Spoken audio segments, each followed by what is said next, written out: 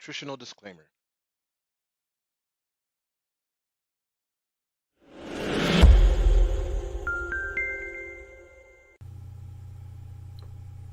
I've talked about the role meat may play in increasing the risk of diabetes, and the potential protective role of healthy plant foods. But plant-based diets not only appear to guard against getting diabetes in the first place, they may successfully treat the disease better than diabetic diets patients are typically placed on, controlling weight and cholesterol.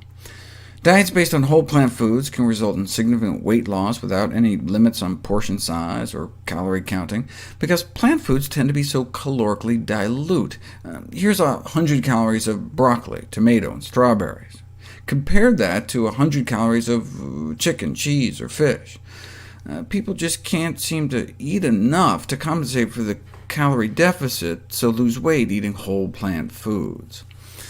And most importantly, it works. Better. Plant-based diet beat out the conventional American Diabetes Association diet in a head-to-head randomized controlled clinical trial without restricting portions, no calorie or carb counting. A review of all such studies found that individuals following plant-based diets experience improved reductions in blood sugars, body weight, and cardiovascular risk compared with those following diets that included animal products.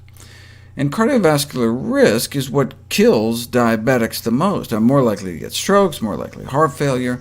In fact, diabetes has been proposed as a coronary heart disease risk equivalent, meaning diabetic patients without a history of coronary disease have an equivalent risk to those non-diabetic individuals with confirmed heart disease.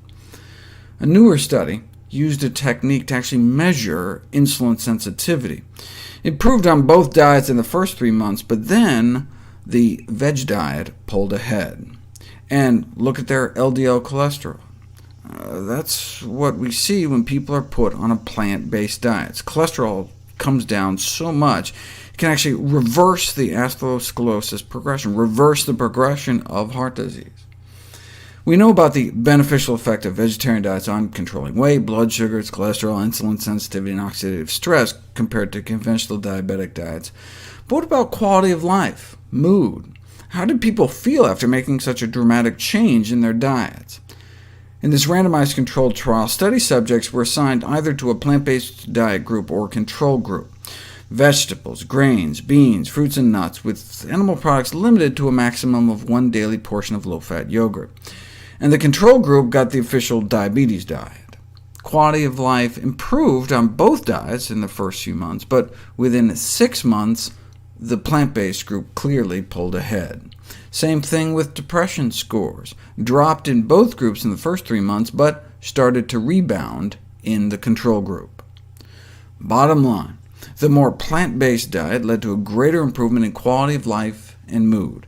Patients consuming a vegetarian diet also felt less constrained than those consuming the conventional diet. People actually felt the conventional diabetic diet was more restrictive than the plant-based diet. Disinhibition decreased with the vegetarian diet, meaning those eating vegetarian were less likely to binge, and the veg group folks tended to feel less hungry, all of which helps with sustainability in the long term, which is, of course, critical for changing diet. So not only do plant-based diets appear to work better, but they may be easier to stick to. And with the improvement in mood, patients may exhibit desired improvements not only in physical, but also in mental health.